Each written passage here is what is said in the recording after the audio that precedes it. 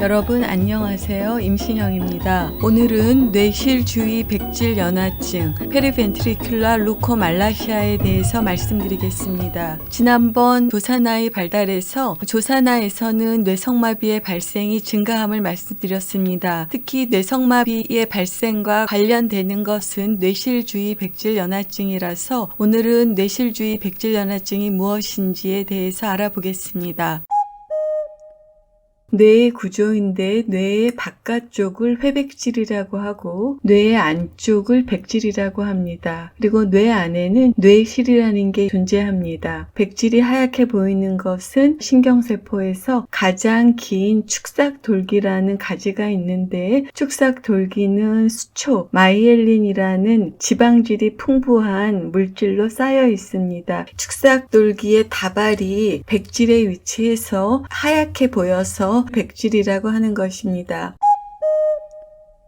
뇌실주의 백질연화증, 영어로는 페리벤트리큘라 루코말라시아, PVL이라고 하는 건데 용어가 이야기하는 것처럼 뇌실주위에 정상적으로 존재하는 백질이 손상을 입었다는 것입니다. 이 뇌실주의 백질연화증이라는 것은 특징적으로 32주 이전에 출생한 조사나 또는 1500g 미만의 저출생아에서 주로 발생됩니다. 조사나 아동들 그리고 저체중아 아동들이 폐의 기능이 완전하지 않기 때문에 저산소성에 빠질 수도 있고 혈압을 유지하는 기능도 미숙해서 혈압이 갑자기 떨어지거나 할 때 혈액이 부족해서 허혈성 뇌손상이 생길 수가 있습니다. 조산하든지 저체중 출생아가 저산소성 또는 허혈성 뇌손상으로 특징적으로 발생하는 병변이 뇌실주의 백질연화증이 되겠습니다. 이와 같이 뇌실주위의 백질의 백질연화증이가 오면 이와 같이 구멍이 뽕뽕 나와 있거나 뇌실이 확장되는 이러한 MRI의 모습을 보이게 됩니다. 이것이 정상 뇌자기 공명 촬영의 영상입니다. 뇌실이 있고 그리고 뇌실 주위에 백질이 보이는 것입니다.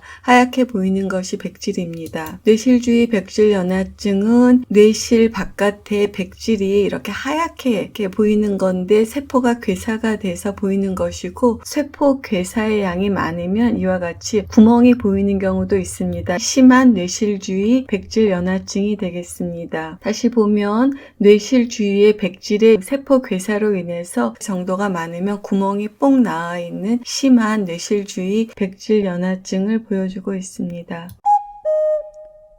만사가에서는 이와 같은 저산소성 허혈성 손상이 있다고 하더라도 뇌실 주위가 먼저 선택적으로 손상되는 게 아니라 뇌실 주위보다는 훨씬 바깥쪽에 손상을 받게 되겠습니다. 이 아동은 만삭으로 태어났는데 탯줄의 이상으로 갑자기 허혈성 뇌손상이 생겼는데 이때는 뇌실 주위 백질연화증이 생기지 않고 바깥쪽으로 이상이 생깁니다. 예를 들면 만사가로 태어났는데 발달 지연이 있어서 MRI를 촬영을 했더니 뇌실주의 백질연화증이 발생했다. 이 경우에 뇌실주의 백질연화증은 어머니가 인식하건 인식하지 않았건 적어도 32주 이전에 임신 중에 발생했던 것입니다. 임신 중에 어떤 식으로든지 뇌혈류의 부족 등으로 태아에서 뇌실주의 백질연화증이 발생했다고 생각합니다. 뇌실주의 백질연화증은 조산아에서 발생하는 건데 임신 24주가 넘어야 생존이 가능하고 24주 이후부터 32주 이 시기에 뇌실주의 백질연화증이 발생합니다. 만사가의 경우에는 산소가 부족하거나 뇌혈류가 부족하다고 하더라도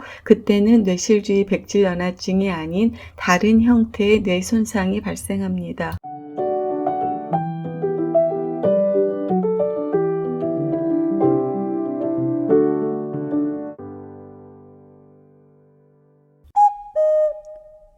뇌는 많은 에너지를 필요로 하는 기관입니다. 주로 포도당 대사에 의존하는데 어떤 이유에서든지 산소 공급이 차단이 되면 뇌의 기능을 유지하기 위한 에너지가 급속하게 떨어지게 되고 그것으로 인해서 세포 밖에 있는 다량의 전해질이 세포 안으로 들어오게 되고 물도 같이 들어오게 돼서 세포가 부종에 빠지게 되고 결국 괴사가 발생합니다. 동시에 세포 밖에 있는 다량 다량의 칼슘이 세포 내로 들어와서 많은 반응을 일으키게 됩니다. 뇌에 산소가 부족하거나 혈액이 부족해서 뇌에 손상이 됐을 때 2차적으로 활성산소나 활성질소들이 많이 발생하게 되고 이러한 물질들이 신경세포를 공격하게 됩니다. 또한 우리의 몸에서 활성산소 등이 발생을 했을 때 이러한 활성산소를 제거하는 효소들이 있는데 조산화는 이러한 효소의 활성도가 낮아서 효과적으로 활성산소 등을 처리하지 못해서 신경세포의 손상을 더 받게 됩니다. 또 하나는 조산으로 태어난 아동에서는 폐혈증 등의 감염도 더 많은데 태아에서 염증 반응이 있으면 염증과 관련되어 있는 염증 물질들이 유출되게 되고 이러한 염증 물질들도 태아의 뇌의 손상을 유발할 수 있습니다. 산소가 부족한다든지 혈류가 부족했을 때 또는 태아의 염증 등으로 뇌실주의 백질연화증이 발생할 수 있습니다.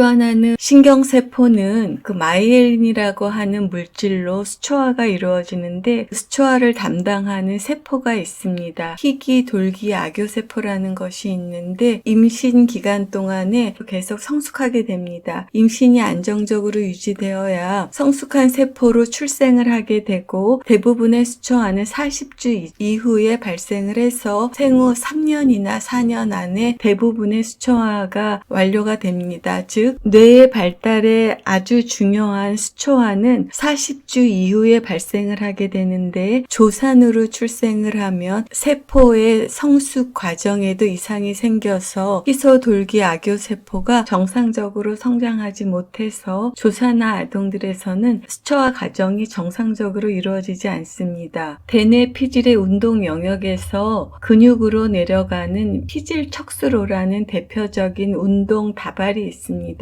이러한 다발이 뇌실 주위의 백질로 내려가는데 뇌실 주위 백질에 손상이 있으면 운동 다발이 정상적으로 내려가지 못하기 때문에 심한 경우에는 뇌성마비가 발생할 수 있고 경한 경우엔 운동 발달 지연 등이 발생할 수 있습니다. 또한 인지의 발달에 백질의 기능이 중요한데 뇌실 주위 백질 연화증이 심하면 지적장애가 발생하거나 언어 지연, 학습장애 등의 증상이 발생할 수가 있습니다.